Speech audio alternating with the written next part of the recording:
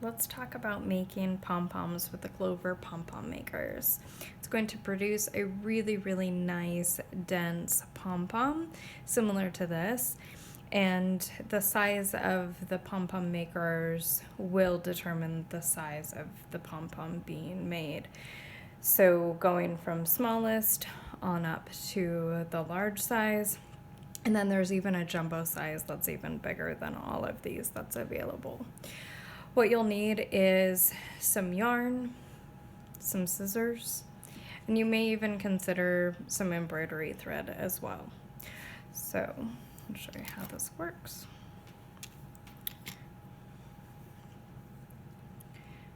This is the Pom Pom Maker, and you'll notice that it has these wings that open up and close, and then open up on this side and close. And this is how it works. So you'll open up these two wings, so you get this little rainbow shape. Grab your yarn and anchor your yarn with your thumb to hold that in place. And then what you're going to do is just wrap all the way around this. And you'll want to wrap as evenly as possible.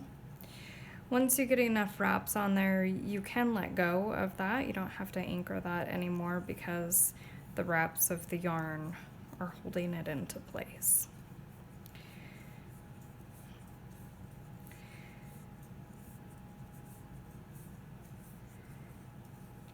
So you're just going back and forth across and having that as even as possible. You can keep on going until it gets fairly dense. So the more wraps you do, the more dense the pom pom maker or the pom pom becomes.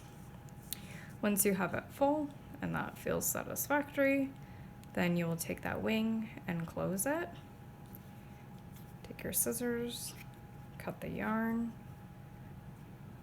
open up the other side, and repeat that process. Hold your thumb, anchoring that end, and wrap. And you're wrapping around both of those pieces. So then, same process, just fill this side. And once you get this side full, you'll close it and then cut the yarn, and I'll show you what happens next. So this is one that I already did. I've got both sides full, and the next step is to cut. I recommend some sharp scissors for this, and you can just make tiny cuts going all the way through. It is very important to make sure that you get all of these strands of yarn cut all the way through. So make sure that you check that whole channel, and then flip it over and repeat that process for the other side. You may also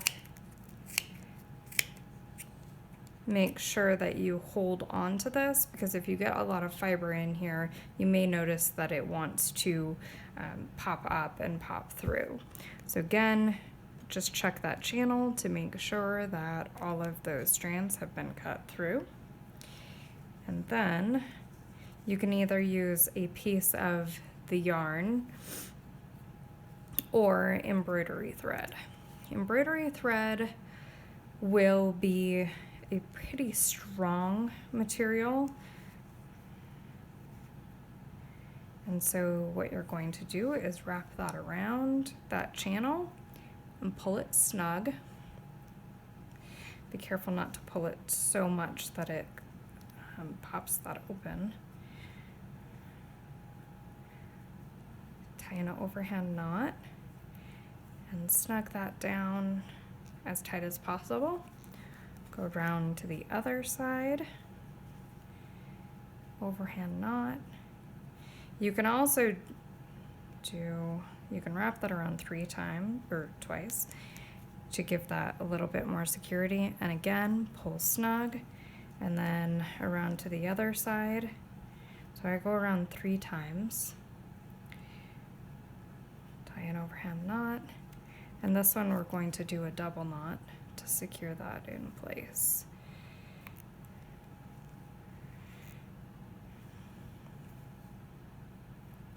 Now you'll take this wing, pop it up, go to the other wing, find those tabs, pop them up, and then grab hold of this white center part and pull apart.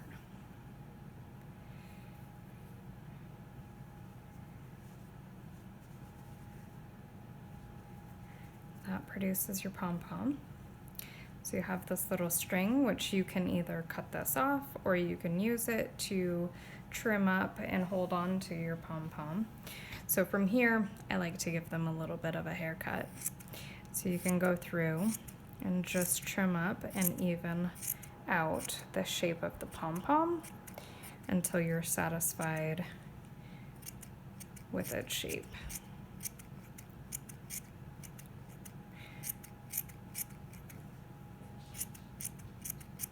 Once you get it all shaped up, you can give it a fluff, maybe a little bit of a shake, and that's how you make a pom-pom.